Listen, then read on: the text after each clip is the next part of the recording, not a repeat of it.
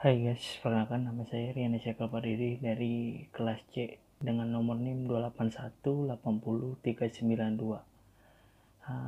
Sekarang saya ingin menjelaskan tentang pasar uang. Pasar uang adalah pasar instrumen jangka pendek sertifikat deposito yang dapat dipindah tangankan.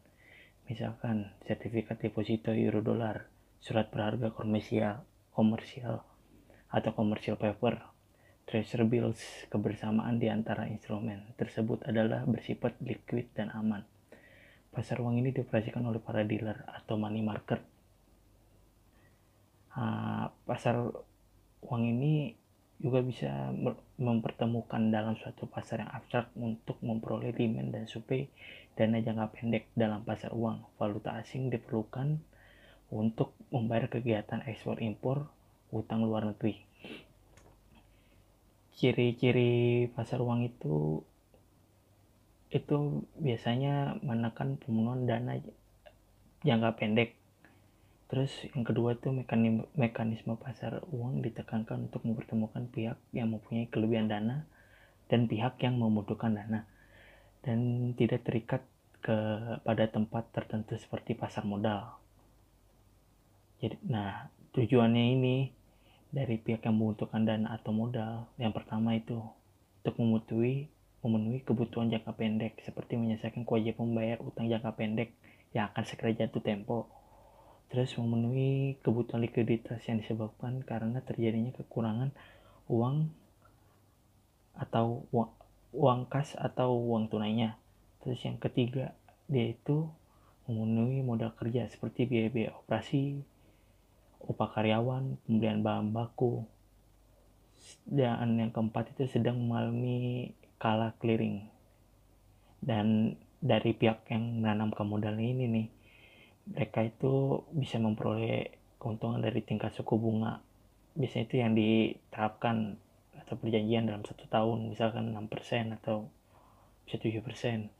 Terus yang kedua itu membantu pihak-pihak yang mengalami kesulitan keuangan. Yang ketiga itu spekulasi yang diharapkan akan mendapatkan keuntungan cukup besar dan relatif singkat pada keadaan ekonomi tersebut. Dan yang keempat itu biasanya kalau kita pasar uang ini, contoh kayak reksadana itu keuntungannya itu stabil, nggak akan turun atau merugi. Cocok juga dipakai untuk simpanan atau investasi yang aman. Contoh transaksi di pasar uang ini, pasar uang antar bank. Transaksinya untuk menyerahkan sejumlah kelebihan dana dari suatu bank kepada pihak bank yang lain, di mana bank yang menerima dana sedang kalah clearing. Yang kedua, sertifikat bank SBI, sejenis surat berharga yang dikeluarkan oleh Bank Indonesia selaku bank sentral yang ditunjukkan kepada pembeli oleh bank umum dengan nilai nominal yang biasanya sangat besar. Tujuannya dikeluarkan SBI adalah untuk mengurangi peredaran uang di masyarakat.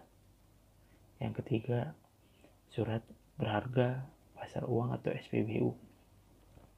Biasanya berharga yang dikeluarkan oleh bank umum dan dibeli oleh Bank Indonesia dengan nilai nominalnya cukup besar. Tujuannya untuk meningkatkan likuiditas bank umum dan menekan laju inflasi.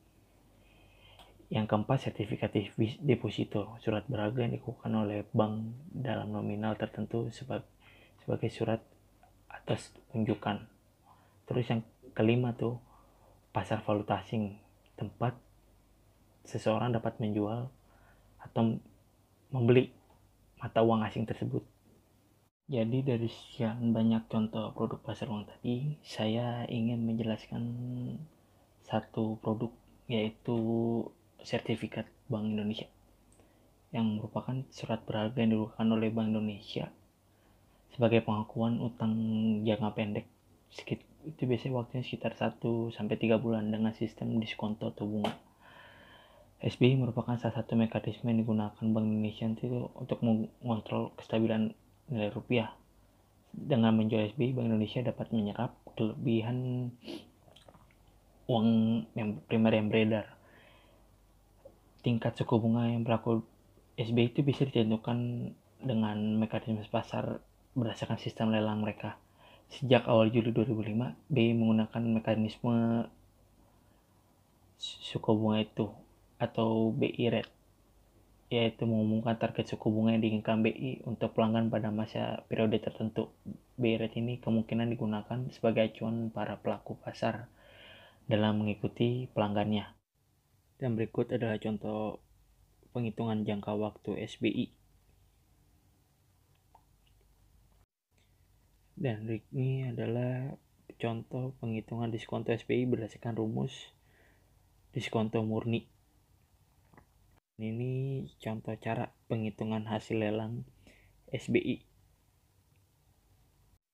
Dan ini contoh pembantalan transaksi dalam SBI. Terdapat 2 kasus. Kasus pertama dan kasus kedua. Yang kelima ini adalah contoh penghitungan jumlah SBI yang dapat direportkan kepada Bank Indonesia. Dan yang terakhir adalah contoh pengenaan sanksi tegas tertulis pembatalan transaksi SBI pada pasar perdana SBI atau FASBI. Dan berikut adalah contoh dari cara transaksi SBI atau sertifikat Bank Indonesia beserta aturan dan cara pelelangannya serta sanksi saat melanggar transaksi perdana. Serta ada satu lagi hal yang pengen saya jelaskan, bahwa sebenarnya pasar uang ini berbeda dengan pasar modal. Kenapa berbeda? Yang berbeda itu adalah jangka waktunya. Kalau pasar uang biasa itu diperdagangkan itu dalam jangka waktu pendek. Sedangkan pasar modal biasanya diperdagangkan itu dalam jangka surat itunya di jangka waktu panjang. Nah, jadi kedua hal itu sangat berbeda dan tidak sama. Jadi sekian informasi dari saya tentang pasar uang. Mohon maaf jika ada salah kata. Dan terima kasih.